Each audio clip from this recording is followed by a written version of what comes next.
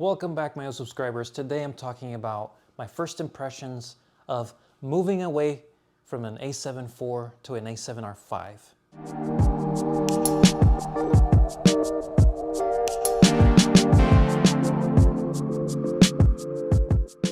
So if you seen my previous video, you know that I talked about the A7 IV. I was basically saying goodbye to the camera after having it, I think, pretty close to when it was released. Great camera, can do everything you need, but I was just itching to get the A7R V after being in love with the R series for so long. So today I want to talk about my first impressions, having used the A7R V for a couple months now, knowing it's a keeper for the long run. So let's talk about that. Why did I get this camera in the first place? I already have the A7S III, which is my camera focused camera. That's repetitive. I also use it for weddings, for photography, because it's great in low light. 12 megapixels is enough. That's just my preference. I've always had two bodies because that's what you want to do normally for wedding photography or events. The A7 IV was my other body for doing that type of work. And I consider it my photo-centric camera because of the 33 megapixels, being able to use the aps-c mode, just well-rounded, ready for anything. With a lot of new releases from Sony, like the new AI chip, the better stabilization internally, just those newer features that got my attention, color science being tweaked a little bit, high megapixel going to 61 since this A7R IV, but now being offered in a different way. I was just convinced to replace the A7 IV. So what are a couple things that stand out up front for me? One, it's familiar. So body-wise, the controls, the switches separating photo from video settings, very familiar to the A7 IV, the A7S III in some ways. So out of the box, as a Sony user, very easy to just jump in, put my settings in, set up the camera and do my job. Another thing is the amazing sensor. Like I mentioned, 61 megapixels. It is the highest megapixel count for a full frame mirrorless camera with excellent dynamic range, with amazing detail and color. They've come a long way from the initial versions, version 1, 2, and 3, with the 4 being closer to like a great all-rounder product. I think the 5 is just, right now, it's the pinnacle of what Sony can do. And they are gonna do better, obviously, because there's more technology coming, but this is a camera with an excellent sensor with what we would call in the Leica world triple resolution, so something they had held back on for a while. Being able to make your sensor shoot at 61, shoot at 26, or shoot at, oh God, what was it? 18, I believe. So there's 3 different resolutions, getting the full sensor size. Putting it into aps-c mode, 26 megapixels full size. A lot of benefits and ways to play with that in general, in terms of lens choice, being able to crop in, because you have more resolution than you need in a lot of situations. You have more freedom to do what you want. Autofocus, I said this already, has the AI chip. Amazing. Like I am trusting this camera that I will rarely, if at all, miss a shot. And the autofocus is so good now with the recognition of subjects that when I'm setting up this type of camera, I have it on it's like the flexible tracking autofocus spot. I just leave it in the middle. I point at what I want, half press, and it will track the subject no matter where it goes in this frame, no matter how far it goes or how close. It's an amazing thing to not need to use the joystick as much anymore, unless I'm really, really aiming for a certain spot. Is a time saver. It helps you react quicker. You aim at what you want, half press, recompose.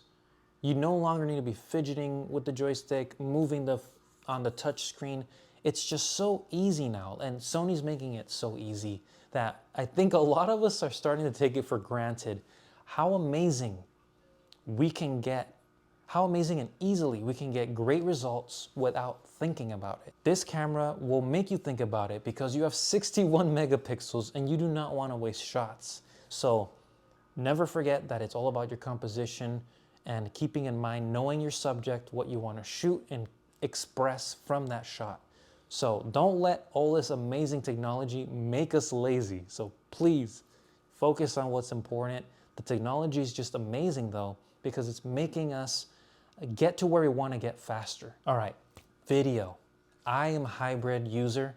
I love having the capability of switching from photo to video in a second. Probably less than a second now with the switch. The A7R5, although to many sounds ridiculous, has 8K 30, 4K 24, 4K 60, 1080, 120. I think it goes a little bit higher than that. You have all the video modes you could possibly want. 5, 7, 10 years ago, that was not a thing. You could not put all of that technology in a camera body like this. So it's mind-blowing to me that I can not only have the 61 megapixels, but if I need to get a quick shot of something, I have S-Log 3 at my disposal, inner stabilization 8 stops, excellent dynamic range, awesome color science, and I can choose any of these resolutions for video and capture the best of both worlds. And I'm telling you, the video on the A7R5 is something else.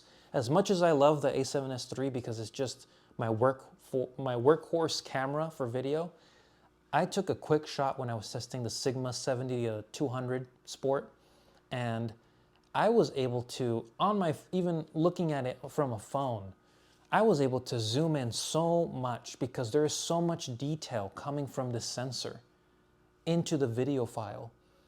It's just an amazing experience to know where we're at with these technologies. It's crazy. I'm gonna have this for a long time. I think I could have said that with a lot of other cameras I've had, but I think with Sony, the moment they hit the version 3 with the S, the 4, and now the 5, we're in a place where they're mostly future-proof because of the AI autofocusing technology, the video capabilities, the high megapixel. Like, this will be a camera that I can use for many years. Like, even if an R6 comes out, it's not gonna take away from what the 5 can do because it's so high up there now. Like, who in a hybrid environment needs 8K? But it's right there, and if you need it, you can cut in to whatever resolution you end up wanting to have. Or you have that 61 megapixels that is just top-notch autofocus. Like, any improvements moving forward are gonna be, they're gonna have to be very, very huge, like global shutter, maybe faster, I don't know, faster reading speed. So there's a lot they can do still, but for a day-to-day wedding, event photography, portraiture, pets, wildlife, we have everything we need. We just got to take advantage of that technology, know how to work around it to get what we want.